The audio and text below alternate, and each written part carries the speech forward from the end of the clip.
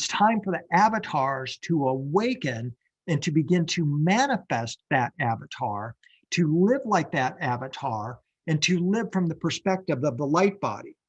And because we're made in the perfect image of God, we have the spiritual capacity to participate in or mirror what Christ did and activate our light body. This is the premise of our times. This is what we are experiencing right now. This is the bifurcation. And that term, not made with hands, not made with human hands, is what is applied to two things: the Shroud of Turin, which is evidence of Christ's resurrection, described as not made with human hands. And it's also used by Dr. Eric Davis to describe the craft that the US military is studying. And I am convinced it applies to those Tic Tac videos.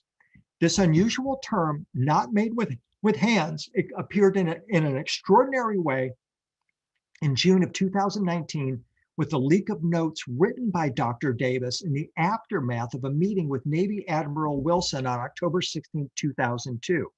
The meeting concerned alien technology and a secret military program to study how alien craft work.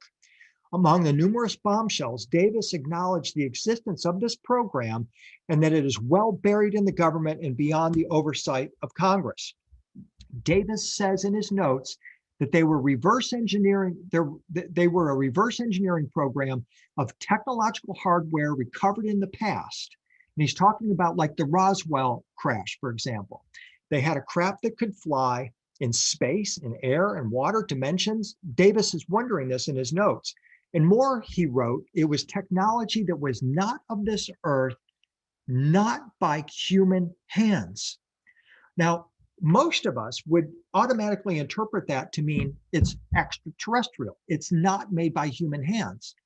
However, and from the perspective that I'm developing with you, I'm asking you to believe that not made by human hands means that it's coming from this higher dimensional realm. It's projected into our realm, and it's the same type of technology that enabled Christ to attain his resurrection body. It's light body technology. And so Davis's notes verify something very important. There's been a UFO cover-up for at least 70 years, and he's referring to a technological advance that's beyond anything we can comprehend. And it is not made by human hands because it is ethereal. It's not meant to mean extraterrestrial. And as Claire and I have been studying this for a number of years now, we're working on a book about numerous examples of art and other technologies not made by human hands that are projected or apported into our realm. And clearly what this means is that those UFOs in the Tic Tac video are from another layer of reality. And it says to me that the avatars are awakening, and it's up to us to begin to grasp this reality and what it means to live in it. And more importantly, how we can live within it. Now, I'm just going to check my time here. It's 4:48. Let's take a 10-minute break. We'll come back at the top of the hour, and I'm going to open up my next section and very briefly go through what is now the latest advances with AI and transhumanism, so you can see how they are creating or bringing online the fake reality that they are trying to sell us into right now. We have chosen the COVID vaccine.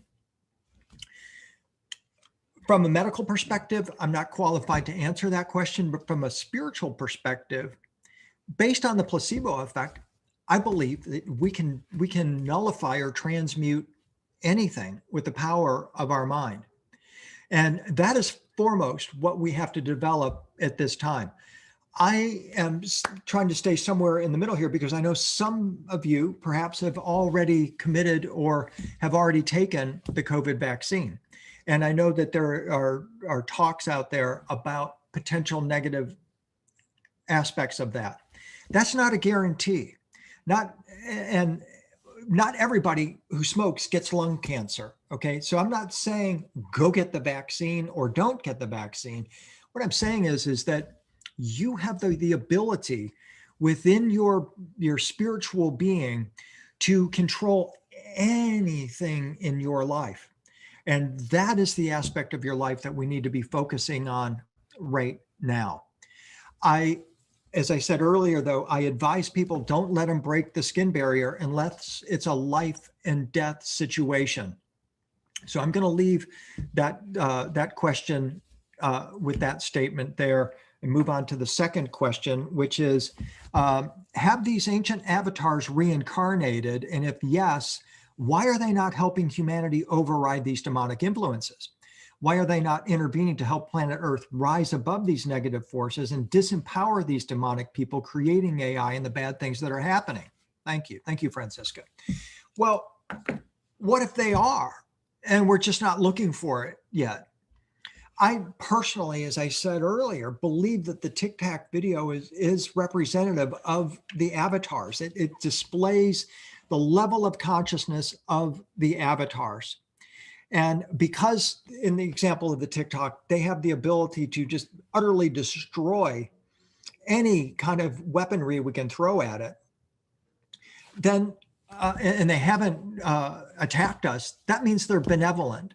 So that's an example of, I believe, the avatars that are here that are making themselves known. And part of what humans have to decide to do is that we want to rise above this.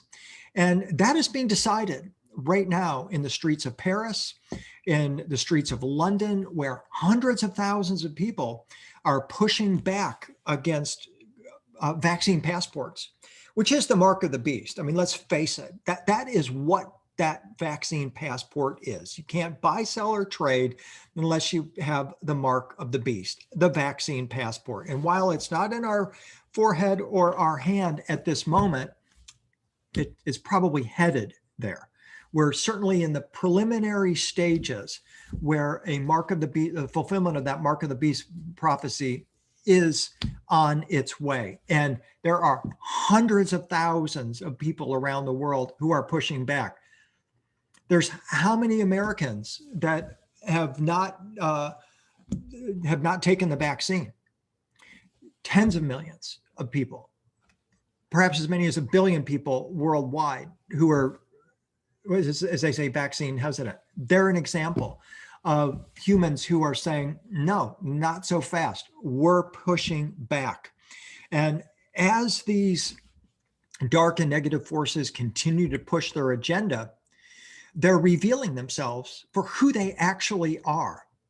And if you have any questions about who they are, you won't soon.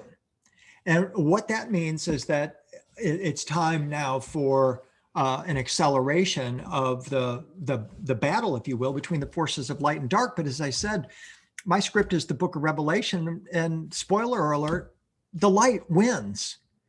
The light wins. And the dark knows that. They know they're only going to be able to go so far with their plans. And that doesn't mean we can sit back on and rest and let everybody else take care of it because it's all going to be well. It's a possibility, it's a probability that the light wins, but we still have to go through the actions. And I know it can be painful, it can be frustrating, but at the same time, think of the rewards that will be there for us as the light wins. Think of the new civilization, the high spiritual civilization that emerges in the aftermath of what we are going through. These are the birth pangs of the Messiah in the Kabbalistic teachings. We've been in it since 2012. It's now accelerating, but we've been in it for a good while, at least 2 decades, probably more. And so we've come this far, and now we need to lock on to the ultimate manifestation in a positive way of what you and I both know is the reason why we incarnated at this time. Just begin to get into that place of deep gratitude for the resolution for this scenario, the positive resolution for this scenario. imagine our world when the Christ avatar, the Maitreya avatar is present on Earth, and how your life will change as a result of that. And what I'm saying to you is that it has already begun. It has already begun. And now we're going through this acceleration process. In the coming weeks, months, and years, you will accelerate as well. Perhaps this presentation will be an accelerant. It will drive you to dig deeper, to understand more, to meditate more, to do all of those positive things that you know you need to be doing, but perhaps you've been procrastinating on. There's no time left for procrastination, friends. It's all time for action now. Action based on love, action based on light, influencing the field. We know the power of the heart. We know the power of your thoughts to influence everyone and everything around you. And it's time now for every one of us to accelerate and amplify those powers. The next question was, these benevolent beings in the crafts which you are speaking of, why do not they help us turn off the demonic switches of the new world? Will the spiritual avatar step up to help humanity get back to its natural organic ways? Yeah, I think I just addressed that. I believe that that is the future for humanity, is remaining in that organic state, that we will see this technology try to make its to reach an apex here, and people are going to start to reject it even more. The tidal wave has begun. The tidal wave has begun. Again, if you're paying attention and you're looking at the hundreds of thousands of people in the streets of London and Paris and elsewhere, they're pushing back. And that's what we must be doing at this time in every way that we can in our individual lives. So I'm going to now, just for a moment, go back to the end of my presentation about what is happening with the technology. And then, as I promised, this was going to be a sort of a sandwich, with the middle filler being the not nice stuff. And then we'll finish our presentation with ways to tap into our angelic or avatar self. So I'm going to move the questions here and then begin to share my screen. What is happening with the parallel Earth that is being created by Silicon Valley? I think this is very integral, because it gives us the juxtaposition and shows us how the avatars with a little a are operating and mimicking what the big avatars will do. So let's talk about Revelation chapter 21:1. John the Revelator, in a scene, is writing, and he says, "Then I saw a new heaven and a new earth. For the first heaven and the first earth had passed away, and there was no longer any sea. I saw the holy city, the new Jerusalem, coming down out of heaven from God, prepared as a bride beautifully dressed for her husband. And I heard a loud voice from the throne saying, 'Look, God's dwelling is now among the people, and he will dwell with them. They will be his people, and God himself will be with them and be their God. He will wipe every tear from their eyes. There will be no more death or mourning or crying or pain, for the old order of things had passed away.'" And so this is the time when the New Jerusalem, the celestial city that the Essenes introduced to us, reveals itself, and God comes down, an avatar comes and lives with humanity. The mocking or mimicking of this is what Silicon Valley is doing with virtual reality. When John says, "I saw a new heaven and a new earth," Silicon Valley thinks, yeah, that's going to be a new virtual world that you can access through virtual goggles.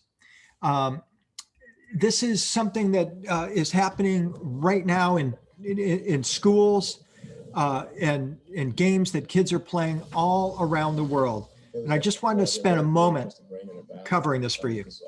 By philosophers, except we are a brain in a bath. This is Elon Musk. That is our skull.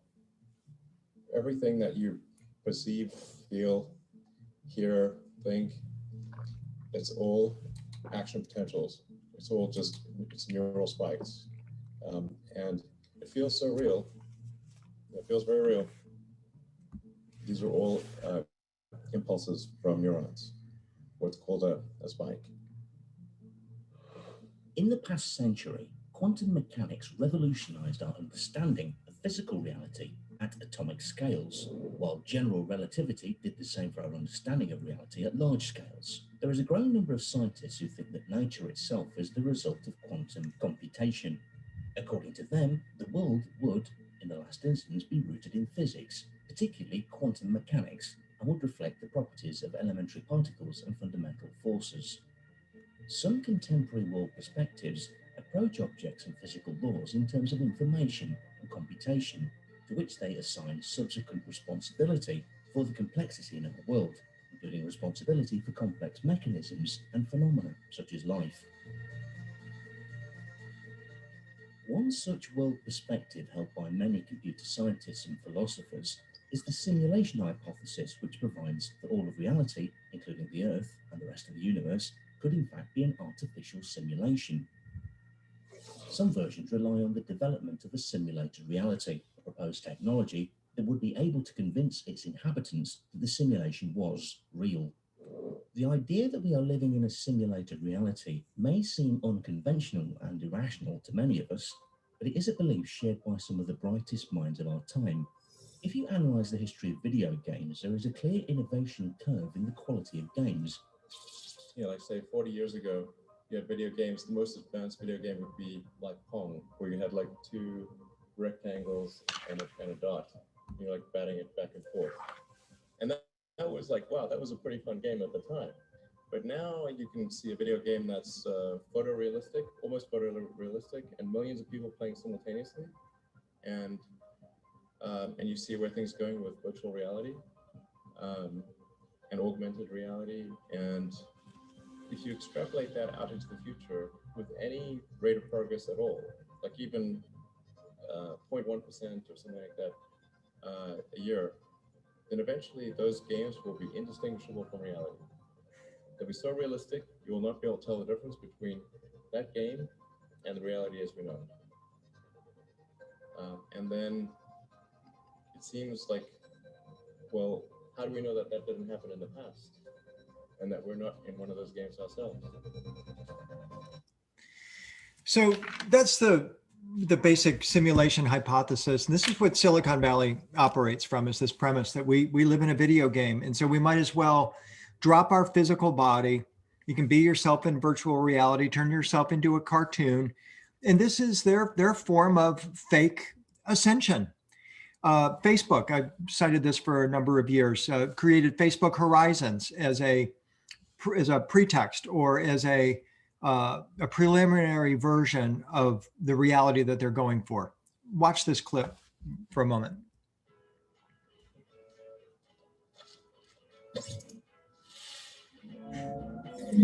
Did you see that? He puts on the VR goggles, turns himself into a cartoon.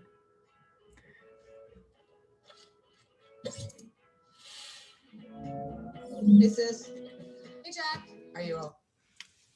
Facebook upgraded that with Facebook Horizons in 2018 or 19. William, is it possible to turn the volume up on the videos? There's another world. And it's right here. On my face. Welcome. This is Horizon. Think of me as your guide / self-appointed spokes avatar, here to show you around. You know, Horizon is filled with possibilities. You can play stuff. So what you see is that Facebook is creating these spaces, these fake realities, just like in the movie Ready Player One, where kids are being coerced into moving into a reality that doesn't exist except in the black box in Silicon Valley. Is DigiDub. I'm not actually a real person. I'm actually a copy of a real person. Digital characters in movies have emerged as some of Hollywood's most intriguing stars, thanks to the industry's top visual effects artists. And as technology evolves, filmmakers are creating computer-generated characters that look more and more like actual people. Now, others are looking to build on those breakthroughs. I tested out the technology giving birth to an entire new race of digital humans. An entirely new race of digital humans. That's what their ultimate aim. Neon is the name of the replacement humans that Samsung is creating? You think Samsung makes phones? No, now they're making artificial replacement humans. These are synthetic beings that exist online.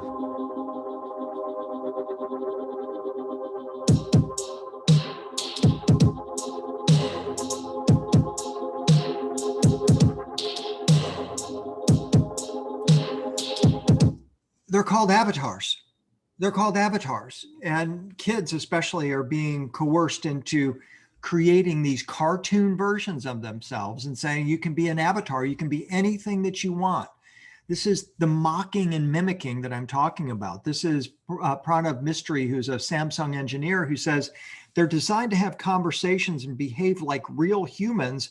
They form memories and they learn new skills, but don't have a physical embodiment, at least not now. What they are saying is that they're creating these fake humans, these digital replicas of us, and that they will live behind the glass of your computer. But one day they will cross over the glass and they will take on physicality.